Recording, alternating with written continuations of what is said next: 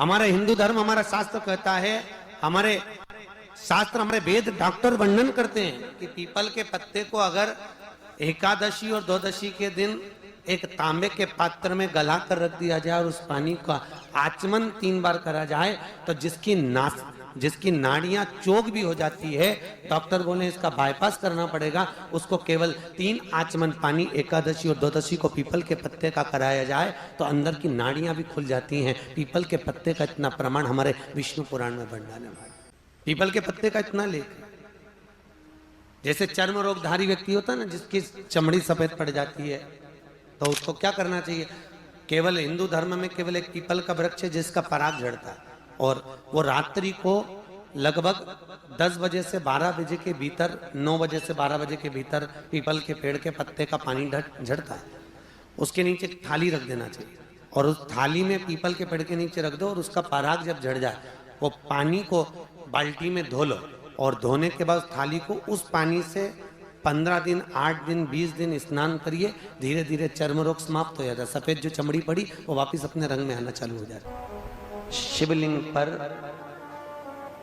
बेलपत्र चढ़ाना, जल चढ़ाना, इसका भी एक नियम होता है कि शंकर जी पे शिवलिंग पर जल कहाँ चढ़ाया जाता है? सबसे पहला जल अगर शंकर जी को चढ़ाने जा रहे हो तो शंकर जी के जो चरण है, जहां से पानी नीचे गिरता है, उसके सीधे वाले भाग पर, अपने हाथ का सीधा भाग, वहां जल चढ़ाओ। फिर जहां लेफ्ट भाग है वहां जल चढ़ाओ। जहां शंकर भगवान का शिवलिंग रखा हुआ है, तीसरे नंबर का जल वहां चढ़ाना चाहिए। चौथे नंबर का जल भगवान शंकर के शिवलिंग पर चढ़ाना चाहिए।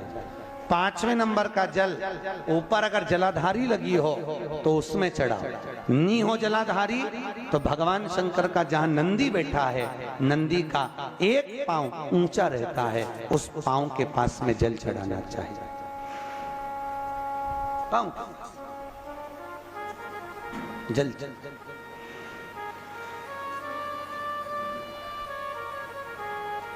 चरण के पास में। ऐसे 5 स्थान दिए हैं जल चढ़ाने के लिए। शिव जी का स्नान कितनी चीजों से होता है? 5 चीजों से। पंचामृत, दूध, बोलते जाओ, दही, फिर घी, शहद, फिर शक्कर। ये 5 चीजों का प्रमाण क्या है? शास्त्र कहता है दूध चढ़ाने से घर में संतान की वृद्धि होती है। दही चढ़ाने से भगवान शिव के, अगर शिवलिंग पर हम दही चढ़ाते हैं, उससे परिवार में प्रेम बढ़ता है। क्या बढ़ता है? प्रेम। फिर घी चढ़ाने से हमारे घर से रोग दूर होता है। शहद चढ़ाने से, भगवान शंकर पर जो शहद चढ़ाया जाता है, वो चढ़ाने से घर में संपदा की वृद्धि होती है। और 5वें नंबर पर भगवान को शक्कर, खांड जो आप जानते होंगे, शक्कर आदि पिसी हुई चढ़ा देने से, शिव जी को चढ़ाने से हमारे घर के बच्चे जिद्दी नहीं होते। क्यों कहते हैं?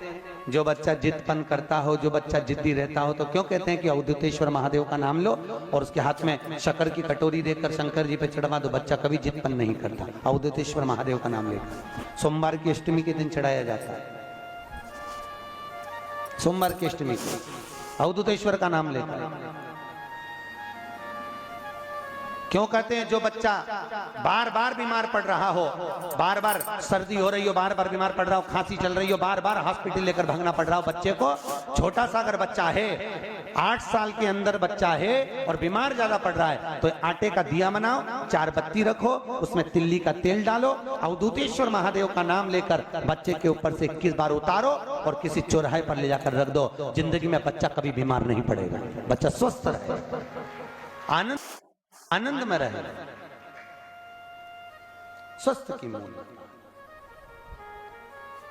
और वैसे भी प्रथम सुख, अरे बोलो तो, निरोगी काया। घर का प्रथम सुख निरोगी काया। व्यक्ति अगर धन की मूलता नहीं है, साथ पैसा अपनी जगह पर है, फिर निवेदन करता हूं, धन अपनी जगह पर पड़ा है, सबसे पहला है परिवार में सब स्वस्थ रहें, सर्वे भवन्तु सुखी। अगर घर में एक व्यक्ति भी बीमार पड़ा है ना तो मन नहीं लगता परिवार का। लगता है कि मन, कोई घर में बीमार पड़ा है तो मन का। शिव कथा कह रही है, भगवान शंकर का चरित्र कह रहा है कि एक निर्मल मन, एक निर्मल हृदय शिव सबको देकर भेजते हैं। कहते हैं कि धन भले संपदा भले आप अपने रिश्तेदारों को दे दो, अपने परिवार को दे दो, अपने कुटुंब को दे दो, अपने